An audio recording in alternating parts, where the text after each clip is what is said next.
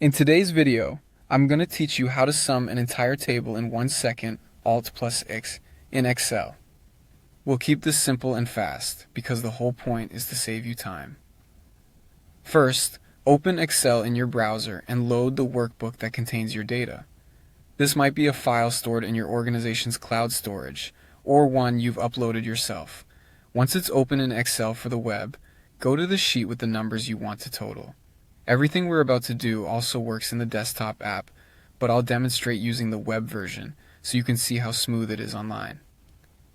Next, click and select the cells you want to sum.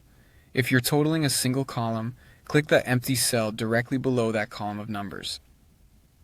If you want totals for multiple columns at once, drag to select the empty cells under each numeric column. Excel will create one total per column, all in one go. Tip: make sure those target cells are blank so the totals have a place to appear. Also, check that your data is actually stored as numbers and not text. Numbers will align to the right by default and will calculate correctly. With your selection ready, press Alt plus the equals key. That's Alt plus is on your keyboard.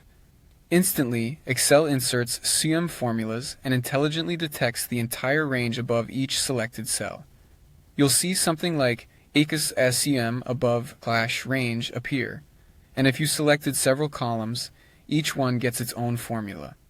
If Excel guesses too much or too little, just adjust the highlighted range right in the formula bar by dragging the selection handles, then press Enter.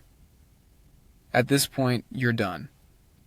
You've totaled the selected fields in seconds, and the results will update automatically if your data changes.